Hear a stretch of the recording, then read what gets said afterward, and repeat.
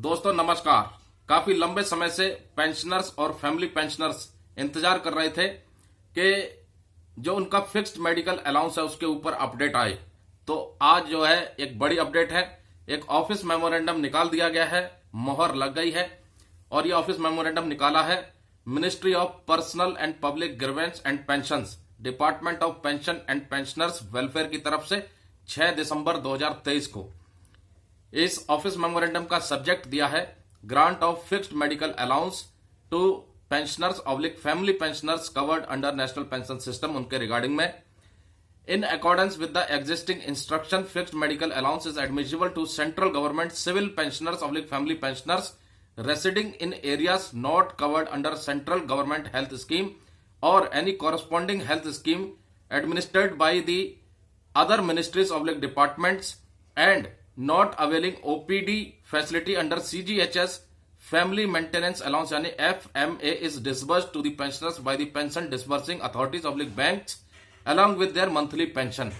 Monthly pension के साथ disburse होता था क्या फिक्स्ड मेडिकल अलाउंस उन सेंट्रल गवर्नमेंट एम्प्लॉयज के लिए जो सिविल पेंशनर्स हैं, फैमिली पेंशनर्स हैं, जहां पर सीजीएचएस की फैसिलिटी नहीं है या अदर मिनिस्ट्रियल डिपार्टमेंट की तरफ से कोई कोरस्पॉन्डिंग हेल्थ स्कीम नहीं चालू गई है, ओपीडी की फैसिलिटी नहीं है उनके लिए एफएमए मिलता था। अब और एक चीज बदलाव हुई है। क्या बदलाव हुआ है वो मैं आपको बता देता हूं कि family maintenance allowance is also admissible to retired national pension system यानी NPS। Family maintenance allowance is also admissible to retired national pension system employees who are granted pension under old pension scheme on account of invalidation, disability, and to the family pensioners of deceased NPS employees who are granted family pension as per the old pension scheme on death of NPS employees during service। Grant of FMA in such cases is subject to fulfillment of the usual condition।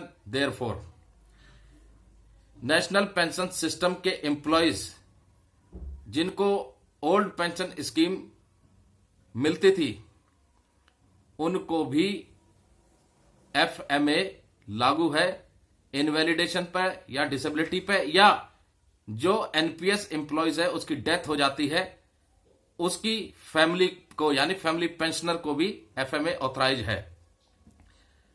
आगे क्या लिखा है? Qualification है, conditions क्या क्या है। Minimum years of qualifying service for eligibility of CGHS membership after retirement यानी 10 years. No minimum qualification years no minimum qualification years of service for availing CGHS facilities in case of death/disability। In case of absorption in an autonomous body, statutory body, NPS subscriber can avail CGHS after their retirement only if the autonomous body/statutory body where they are observed is covered for their retired employees subject to condition 1 above। 1 above condition क्या है? Minimum years of qualifying service for eligibility of CGHS membership after retirement यानी 10 years। In case of deputation to an autonomous body, statutory body, no CGHS covered till such period of deputation continues unless the entity to which the employee has been transferred on deputation is covered by CGHS। Status code to be maintained for serving NPS subscriber subject to condition at para 3 and 4 above। Para 3 4 above मैंने आपको बता दिया।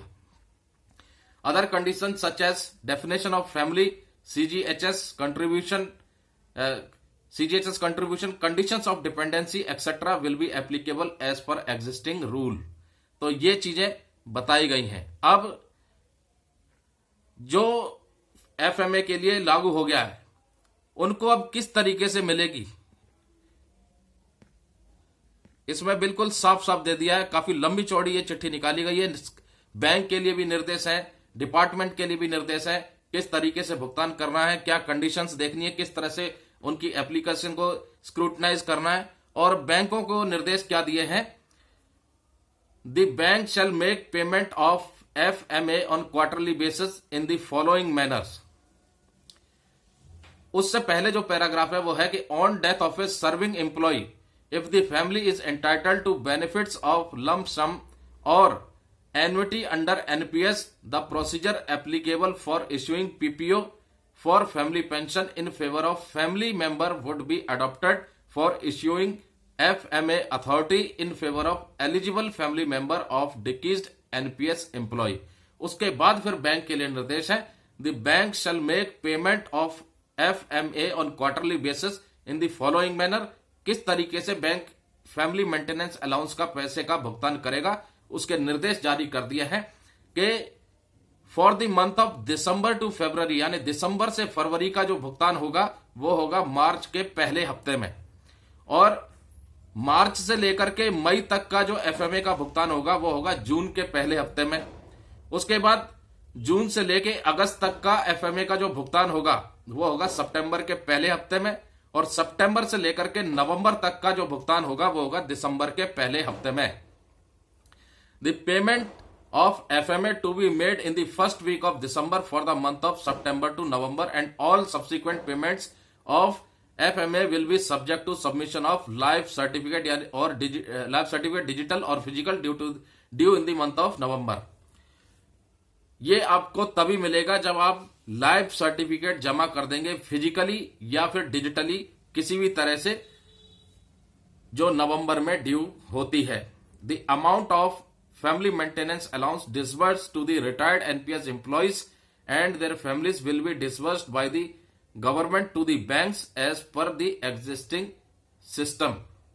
Government bank को देगी family maintenance allowance का पैसा, उसके बाद बैंक आपके खाते में डालेगा फैमिली मेंटेनेंस अलाउंस का पैसा। The FMA authority shall include the details of the bank family oblique nominee which may be utilized for payment of any arrear of the pay। Family maintenance allowance authority क्या details include करेगी? Bank family nominee विच में B utilise for, और इस detail को utilise किया जाएगा payment के लिए अगर कोई एरियर भी बैठता है तो उसका भी भुगतान होगा। तो दोस्तों ये बहुत ही काफी लंबे समय से ये मुद्दा चल रहा था और इस मुद्दे पे मोहर लग चुकी है, और इसमें दो इंपॉर्टेंट चीज और कही है कि the existing procedure is for payment of FMA to those pensioners oblique family pensioners who are governed by the CCS implementation of NPS rules 2021 and are in receipt of invalid और disability pension और family pension under CCS pension rules will continue. बिल्कुल साफ शब्दों में कहा है, existing procedure family maintenance allowance का भुगतान करने के लिए उन पेंशनर्स और ऑब्लिक फैमिली पेंशनर्स के लिए कंटिन्यू रहेगा। किनके लिए? Who are governed by CCS implementation of NPS rules 2021 and are in receipt of invalid और disability pension oblique family pension under CCS pension rules will continue. Clear cut है। तो दोस्तों family maintenance allowance के ऊपर ये जो चिट्ठी थी ये काफी बड़ी चिट्ठी है, इसको अगर हम कवर करेंगे तो लगभग 1-2 घंटा ले लेगी। बहुत से पॉइंट है, 9-10 पैराग्राफ में इसको बनाया गया है।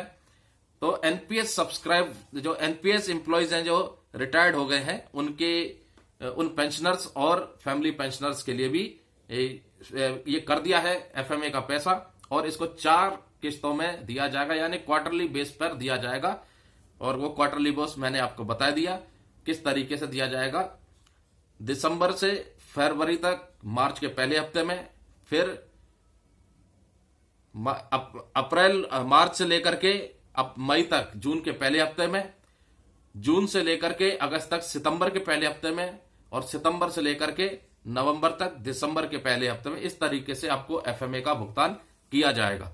तो दोस्तों जानकारी अच्छी लगी हो तो कमेंट करके जरूर बताइएगा, और चैनल को सब्सक्राइब नहीं किया है तो सब्सक्राइब जरूर कीजिएगा।